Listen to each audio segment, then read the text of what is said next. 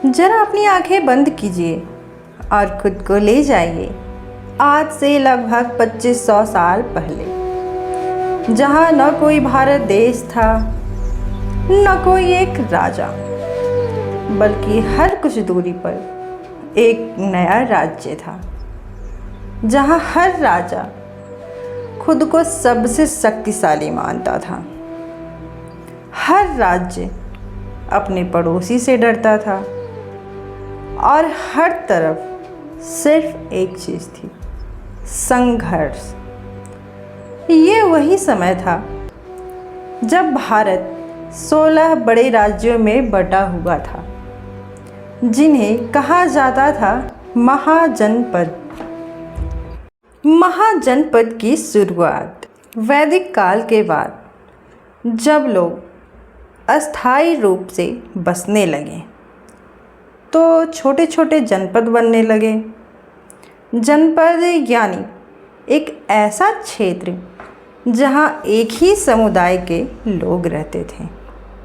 लेकिन समय के साथ ये जनपद बड़े होते गए और फिर एक समय आया जब ये इतने शक्तिशाली हो गए कि इन्हें कहा जाने लगा महाजनपद, यानी बड़े राज्य, जहाँ शासन था, सेना थी और ताकत की भूख भी। 16 महाजनपद की दुनिया। उस समय भारत में कुल 16 महाजनपद थे। काशी, कोसल, अंग, मगध, वज्जी, मल्ल, अवंती, गांधार। ये सिर्फ नाम नहीं थे, ये उस समय के ताकतवर राज्य थे। हर राज्य चाहता था कि वही सबसे बड़ा बने और यही सोच इनके बीच संघर्ष की आग को और भड़काती थी। आम लोगों की जिंदगी। इन महाजनपदों में रहने वाले लोगों की ज़िंदगी आज की तरह आसान नहीं थी। लोग सुबह जल्दी उठते थे, खेतों में काम करते थे, कुछ लोग व्यापार करते थे, दूर दूर तक यात्रा करते थे। लेकिन इन सब के बीच एक डर हमेशा बना रहता था, युद्ध का डर, क्योंकि कभी भी कोई भी राज्य हमला कर सकता था। युद्ध और लालच। महाजनपदों का सबसे बड़ा सच था युद्ध। हर राज्य चाहता था कि वो सबसे शक्तिशाली बने और इसके लिए वो किसी भी हद तक जा सकता था। घोड़े दौड़ते थे, तलवारें टकराती थी और हर युद्ध के बाद कोई राज्य खत्म भी हो जाता था। लेकिन ये सिलसिला कभी नहीं रुका। मगध का उदय।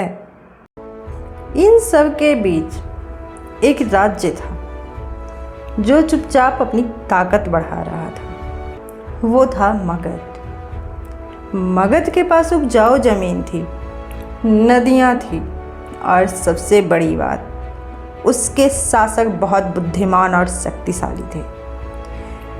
धीरे धीरे मगध ने बाकी राज्यों को हराना शुरू किया और देखते ही देखते वो सबसे ताकतवर बन गया।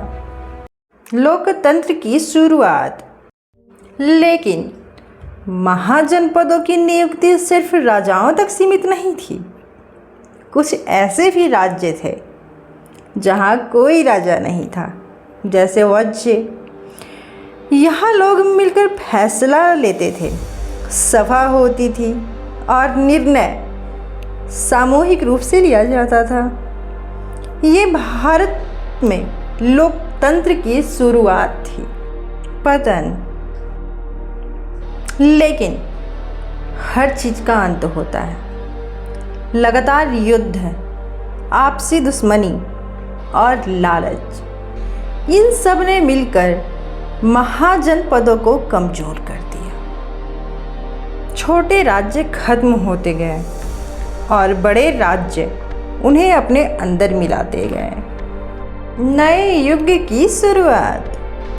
और जब महाजनपदों का अंत हुआ तो एक नया युग शुरू हुआ, जहां छोटे राज्यों की जगह बड़े साम्राज्य बनने लगे।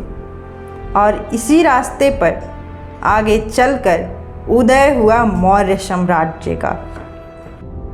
तो ये थी कहानी एक ऐसे भारत की जो कभी 16 हिस्सों में बटा हुआ था, जहां हर तरफ संघर्ष था, लेकिन उसी संघर्ष ने जन्म दिया एक महान साम्राज्य को। अगर आपको ऐसी ही इतिहास की असली और दिलचस्प कहानियाँ पसंद है तो अभी इस वीडियो को लाइक कीजिए, अपने दोस्तों के साथ शेयर कीजिए और ऐसे ही कंटेंट के लिए चैनल को सब्सक्राइब करना मत भूलिए, क्योंकि अगली कहानी और भी है ज़्यादा चौंकाने वाली।